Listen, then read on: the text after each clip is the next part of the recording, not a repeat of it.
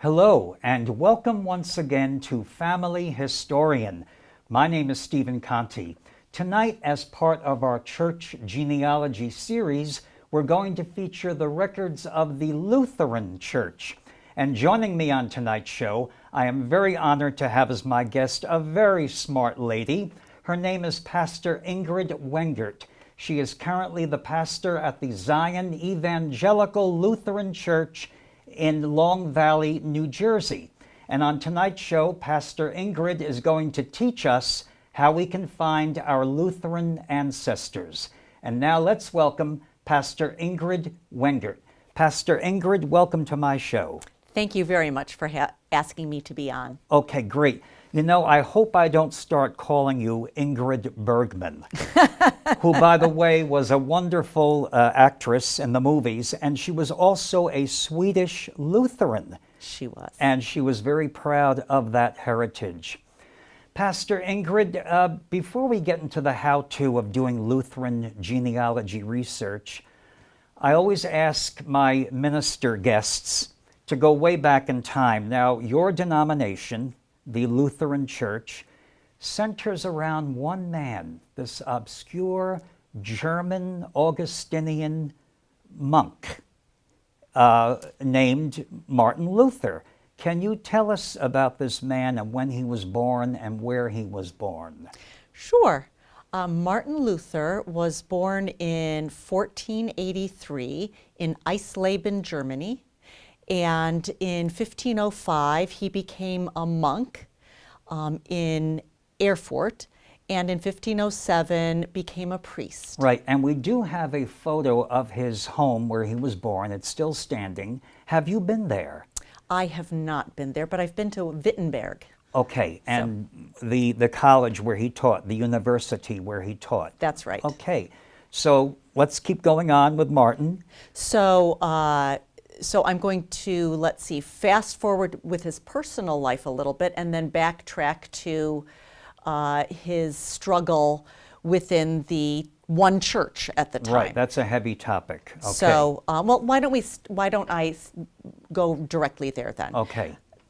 There is a widespread and popular, and I would say misunderstanding, that Martin Luther just decided to start his own church, that he was a rebel and he wanted to start his own church. And that really is a misunderstanding. It was a far more complex event that happened over many years. And really, it started when he was very concerned with bad preaching and theology. And in what year was he ordained? Because he 1507. Now, he became a monk in that year, and in then 1505 he became a monk. He was ordained in 1507, and then he was given a doctorate. He earned a doctorate in 1512 and began teaching at Wittenberg in 1513. So he came from a very old Roman Catholic family. Which was German, the only church at the time. And Germany was part of the Holy Roman Empire at that time. Correct. Okay. Correct. And in the West, I should have said in the West, it was the only church. Yes. So he was concerned about bad preaching and bad theology and connecting God's grace to indulgences, which were being raised to fund a new building, St. Peter's, in Rome.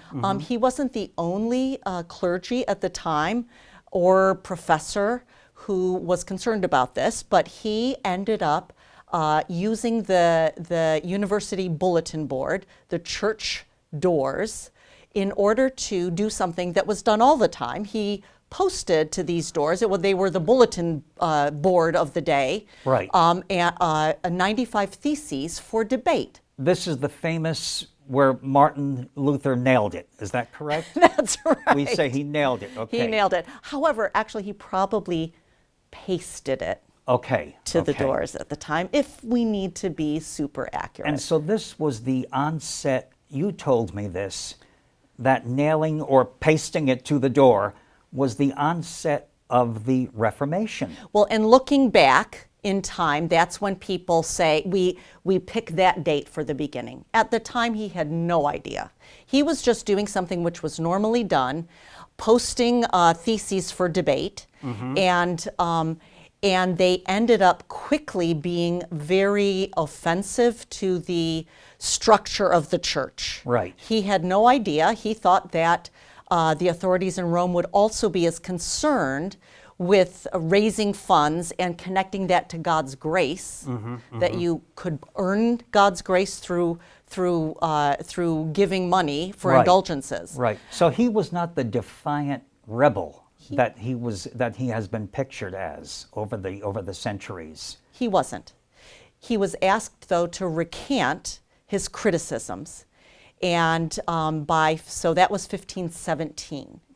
By 1521, he was asked to recant his criticisms. It had kind of worked its way up to the head of the church in Rome. Yes. And he couldn't recant it because he couldn't faithfully say that God's grace was, that in order to get God's grace, you had to contribute financially, or you had to do good works. And so he didn't recant it, so he was excommunicated by the Pope in 1521, and also deemed an outlaw by the Holy Roman Emperor. Now, did he have followers? Did people gather around him? Were they listening to him? At this point, he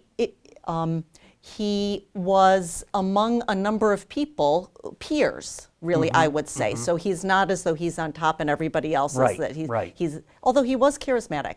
But he had colleagues in Wittenberg at the time who thought that the same way he did. He was actually surprised that there was such a firestorm around these criticisms. Right. And so he was deemed an outlaw by the emperor, and there was a price put on his head. And so so he was actually kicked out of the church in 1521, and he did not think that the human institutional church had the authority to connect finances. He didn't think that was the definition of that God's grace. Right. So the true church, which one couldn't see, really was the gospel, and that Christ kind of demanded and encouraged and sustained that. And so after being, very briefly, after being kicked out of the church, he and a number of colleagues gathered together and organized a church that needed a human institution for the sake of order, but the gospel and Christ was to be at the center, Christ's gospel. Did he experience much persecution, or his followers? Well, there was a price put on his head. If he could have been killed on the spot. Or burned at the stake. So, yeah, I don't know the details on that. Okay, but, I mean, that's what they did in those days. Okay. Yes. I'm just a mere church pastor and I'm not such a great historian, but I know a little bit here and there. Was he deemed a heretic? Yes. Okay. Well, that's what they did with heretics. Right. So very early, and then because there were so many people who saw this the same way, that being an outlaw was pretty quickly gotten rid of. He wasn't an outlaw. And he did marry a woman, and what was her name? Katharina von Bora, and she was a nun to nobility, and they married in 1525, so about 4 years after he was excommunicated, and they had 6 children. And so there are descendants of Martin Luther today, somewhere in Germany. Yes. Or even in the States, we don't know. So, and she was a very strong woman. Would you say that she was the woman behind the man? She was really good with business, and she ran the household, and actually Martin Luther ended up owning property when he died, which wasn't typical at that point because people were pretty poor and struggling. And it was because of her. She Right. was a good business manager. So in what year did he establish the Lutheran Church as we know it today? So in Germany, it's still called the Evangelical Church, Evangelische Church. It's not called the Lutheran Church. Actually, that was an insult, because the saying that, oh, you're not part of the Christian church, you're part of the Lutheran Church. Right. You don't worship Christ, you worship Luther. Right, right. And so Lutherans understand that Luther provided a witness to Christ and interpretation of Scripture that harkens back, going further, way back to the beginning. Right, and then this new religion, this new organized religion, the Evangelical. Right, and you belong to the Evangelical Lutheran Church. Right, but I wouldn't say that it was a new religion. So we're all Christians. Right, right. And here I'm splitting hairs, so I hope you don't mind. But I think this is really important for all Christians to consider us all Christians. Right. Not a new religion, not even, we have some of the similar liturgical worship practices going back to 600. Right. Lutherans, Episcopalians, and Roman Catholics worship in a similar way. Yes, they do. So yes. we consider it not being a new church, but it really having its roots back in the ancient Christian church. Right. Now, when did this spread up into Scandinavia? I mean, all of the Scandinavians are mostly Lutheran. Right. So that's going to be a little bit of history that I'm not that familiar with. Okay. But it was within 100 years where it spread, really, because also of the printing press and being able to print so quickly and share information. Right. That really spread Scripture. So Right. people were able to read Scripture in each parish and so forth. That was able to spread. So within 100 years, it had gone wide and far. So Luther did live to see this, not the new religion, but his interpretation of this religion. He would consider it the faithful interpretation that went back to the beginning. I see. And when did he die? He died in 1546. Okay, so he need help did have with a dates. long life for those years. He did. And he left his wife and 6 kids. Yes. Very good. Yes. I know that there are many bios written about the late and great Martin Luther, and the one that your husband raves about, Pastor Wengert's husband, Pastor Timothy Wengert, a Lutheran minister and Lutheran scholar, okay, and teacher, I believe, theologian, recommends Martin Luther, a visionary reformer by Scott Hendricks. And would you say this is a very definitive bio of him, or one of the best or the best? So I would go along and trust my husband's recommendation and say that is a very good biography of Luther. And many have been written about him. Yes. Yes. And I think there were some movies made about him as well. Yes. I don't know how concise those were. Very Hollywood. Very Hollywood. Okay, I won't even go there. All right. Now, we learned about the Lutheran Church in about 5 minutes with Pastor Ingrid. Thank you for that information. Now, let's get to the how-to, because I know I have many Lutherans watching me, and we'll go into the divisions of the Lutheran religion, the organized religion. Where does one start? Would you start on the local level, like going right to the church where the event took place, the birth, marriage, or death? I think that that's a really good place to start. Okay, fine. Now, I also want to verify something here. You are from the Evangelical Lutheran Church. As in all Protestant denominations, there are divisions, okay? And there's another one called the Missouri Synod. And what is a synod? I see that word so much, S-Y-N-O-D. What does that mean? It comes from a Latin word meaning calling together. So it's an organization, a network, an assembly of people. All right. Now, the evangelicals, that is the oldest. That was the one that was founded in Germany. Yes. All The right. Evangelical Church, and there are different churches in different parts of Germany. All right. Whereas the Missouri Synod, is that an all-American? Because it was founded in Missouri, I believe. Correct. So I'm part of the Evangelical Lutheran Church in America, which also was founded, it goes back to North America. There were Lutherans that sent folks over to, and that founded from Germany to found the Missouri Synod, and also some to sent over, called actually. Usually folks were called from churches already established here for help. Okay, very good. Now, in the Roman Catholic religion, you have 7 sacraments. How many do you have in the Lutheran Church?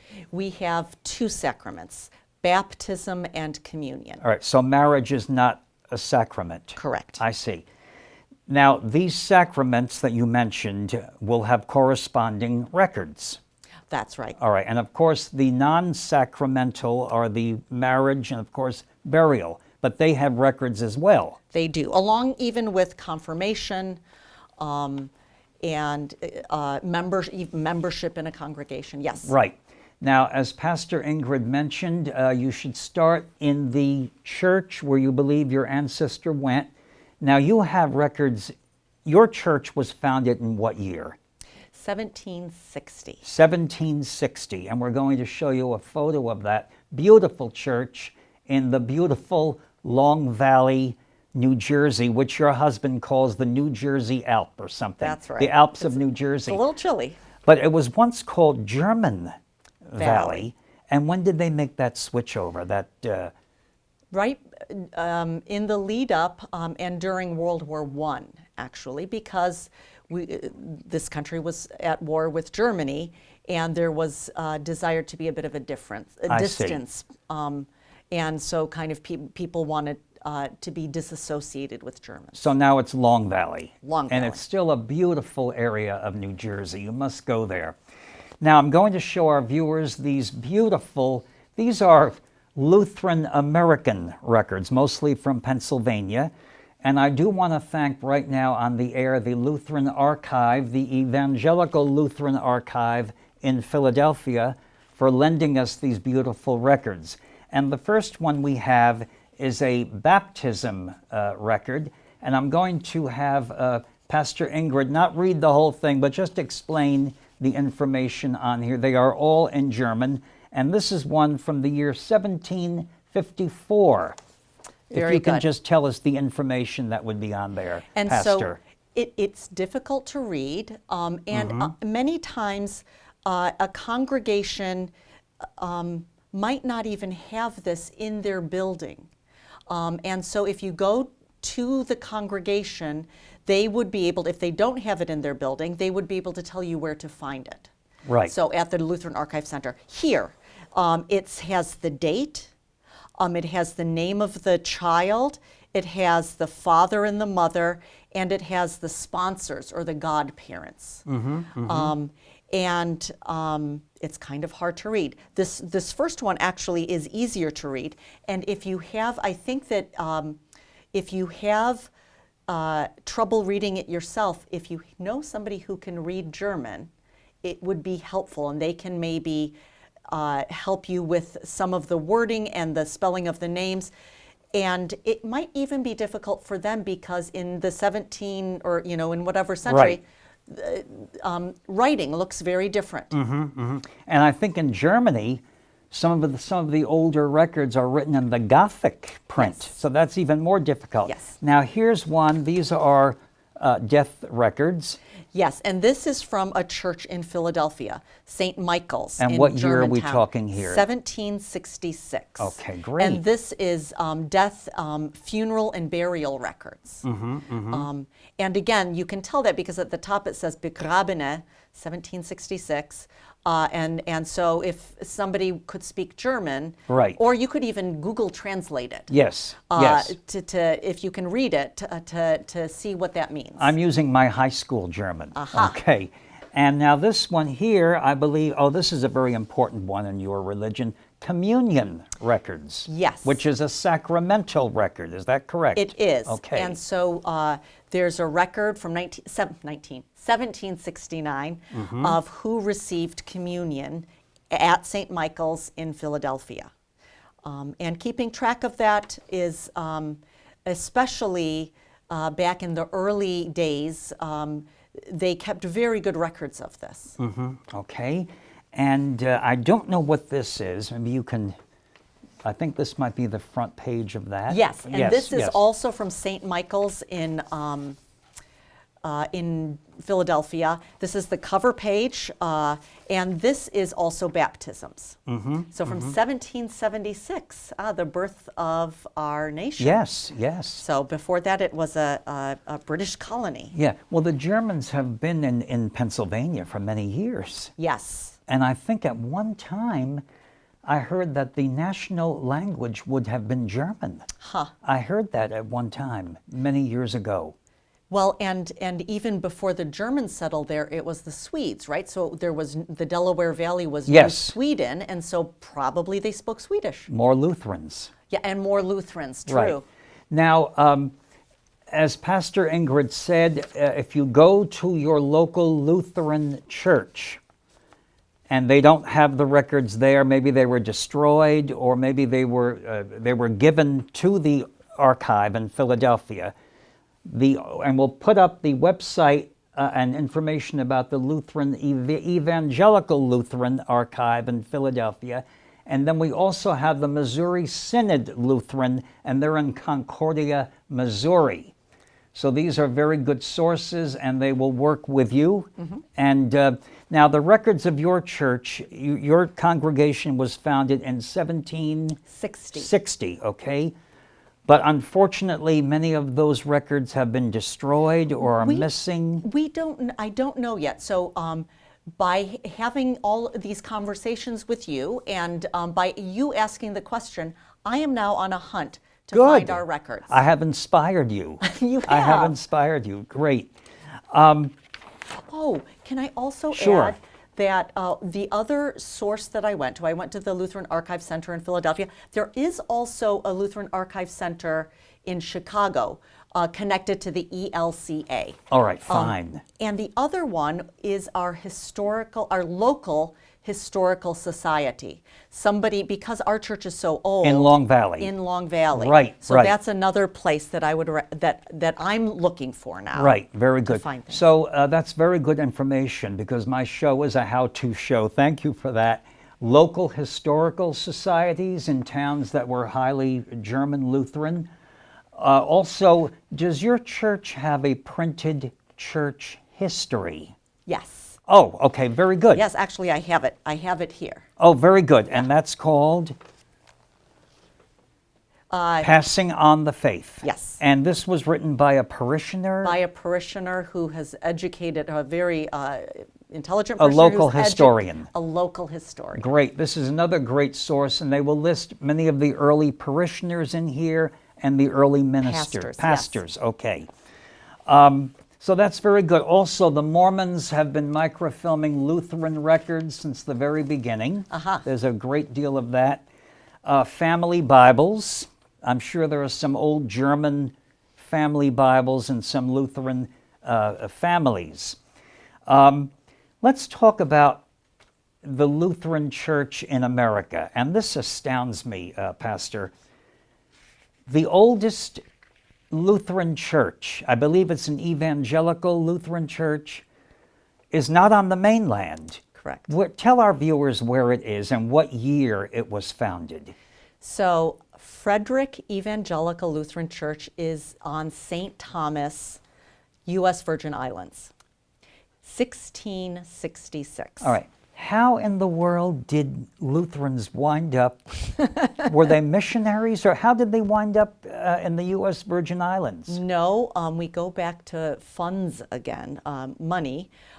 So the U.S. Virgin Islands were taken over by the, let me get the right name here, the Danish West Indies Company. Okay, and they were Lutherans. The And the Danes are were Lutherans. Right, right. And so in 1666, now, so they brought with them a Danish Lutheran pastor. And the U.S. Virgin Islands at the time were considered a profitable land for making sugar cane, Right. which was worked by slaves. Right, and it's a beautiful church. We have a photo of It it. is. Have you been to it? I have not been to it. Well, you must go on a I vacation. should go on a vacation, and I do also want to say that there was the first slave rebellion not that much longer after, only 70 years after, in 1733, and it's still in existence. Isn't that The something? church is still in existence. Now, the oldest Lutheran church in New Jersey, where is that? So that is in Oldwick. Right. And it was organized in 1714. All right. And you are a descendant. Your church is a direct descendant of that church. That's right. So you're the second oldest in New Jersey. In New Jersey. And actually on the East Coast really are, in addition to the U.S. Virgin Islands, are the oldest Lutheran congregations, because that's where Europeans settled. Right. And so the Swedes developed New Sweden in the 17th century, the Germans kind of at the end of the 17th century, and into the 18th century, and Henry Melchior Muhlenberg was called from Halle, Germany, to serve around Philadelphia. Right, And right. then he was called into New Jersey because there were some issues with pastors. Humans are humans in every age. There are misbehaving and Yes. there are troubles that need to be kind of negotiated Human and nature, smoothed we over. call it. Human nature. Exactly. Exactly. Well, Reverend Pastor Ingrid, thank you so much for coming on my show. I do want to thank you right now, and I do want to thank you folks out there for watching my beautiful show on Lutheran Church Records. And on that note, as I have been saying for the past 33 years, remember, we are all descendants of ancient civilizations. Genealogy is your key to the history of your family. And so until next time, this is Stephen Conte wishing you the very best of luck in your research, and above all, happy ancestor hunting. Good night.